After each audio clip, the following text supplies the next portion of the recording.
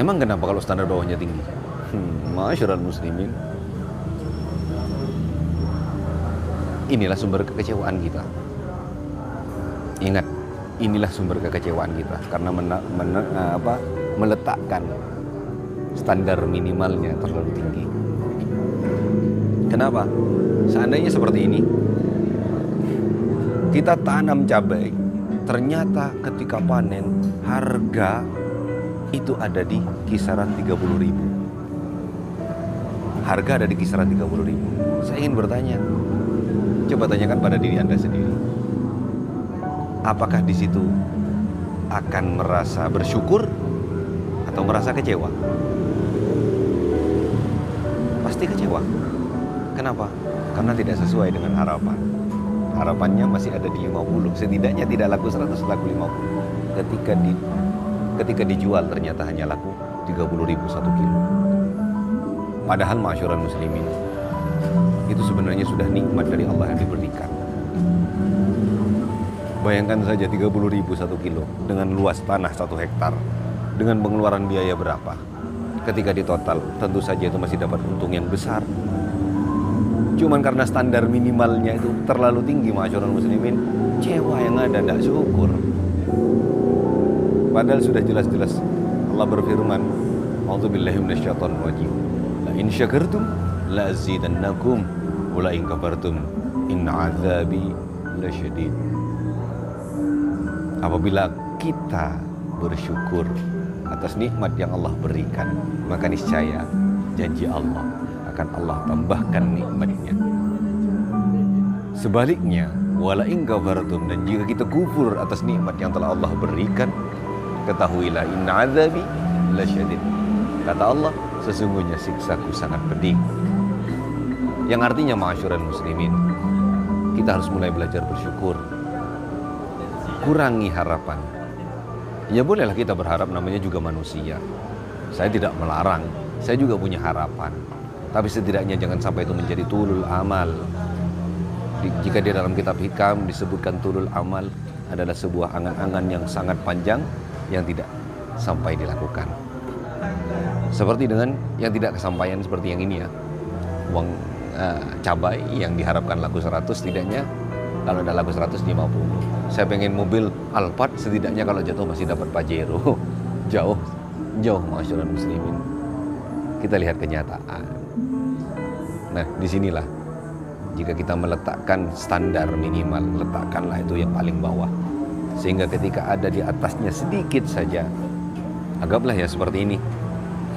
Cita-cita kita ada di atas ini ya, berharap nyangkut di gelas. Ya, berharap nyangkut di gelas. Hanya ketika nyangkut di samping gelas seperti ini sudah sulit untuk bisa bersyukur. Maka agar mudah bersyukur dan kesabaran kita muncul, letakkanlah itu seminimal mungkin. Yang artinya sampai di paling bawah itu ada standar minimalnya. Sehingga apa? Sehingga anggaplah seperti isi gelas ini susu yang ada di garis ini ya. Nah, anggaplah standar minimal kita di bawah sini, ada di atas sini, maka disitulah akan merasakan nikmat dan akan bersyukur atas nikmat yang Allah berikan. Ma'asyiral muslimin, ingatlah, harapan itu adalah sumber kekecewaan, dan kekecewaanlah itu yang akan memicu adanya emosi dalam diri kita. Jika kita ingin belajar untuk menjadi orang yang lebih sabar, maka belajarlah untuk memulai meminimalkan harapan. Jangan terlalu tinggi. Jangan terlalu tinggi. Ya terlalu tinggi pun juga imbasnya juga besar sekali. Kenapa? Karena ketika itu terkait dengan duniawi, ya subhanallah, tentunya yang dikejar hanya duniawi saja.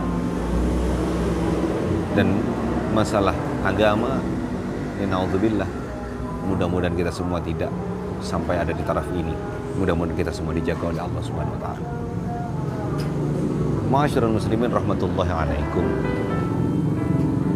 Dalam firman lain Allah menyebutkan, a'udzubillahi minasyaitonir rajim, ya ayyuhalladzina amanu ista'inu bis-sabri was-shalah. Yang artinya, wahai orang-orang yang beriman, meminta tolonglah engkau dengan cara bersabar. Perlu digarisbawahi, meminta tolonglah engkau dengan cara sabar. Wassalah, dan lakukan sholat. Karena sholat itu imaduddin, sholat itu tiang agama, ma'asyiral muslimin. Dari sini sudah jelas sekali bahwa perintah Allah ketika kita ingin mendapatkan sesuatu, ketika kita mengharapkan sesuatu, maka kita harus dibarengi, disertai dengan sifat kesabaran. Dan tentunya laksanakanlah sholat. Ma'asyiral muslimin rahmatullahi alaikum. Memang kata orang, marah, sabar itu adalah suatu sifat yang menjadi watak. Yang saya pahami seperti ini, watak adalah sesuatu yang sudah tertanam semenjak masih kecil, sedangkan sifat adalah sesuatu yang masih bisa dirubah. Ini pemahaman saya. Karena kebanyakan orang berkata seperti itu. Tapi menurut saya, saat ini, setelah saya mencoba mendalami lagi, betul, memang watak yang seperti itu, cuman semuanya ini sama-sama bisa dirubah. Tidak ada sesuatu yang permanen yang ada dalam diri kita, tidak ada. Kenapa? Idza arada syai'an ayakula lakum fayakun. Ketika Allah menghendaki kun fayakun, maka akan terjadi. Ketika Allah menghendaki kita menjadi orang yang sabar, maka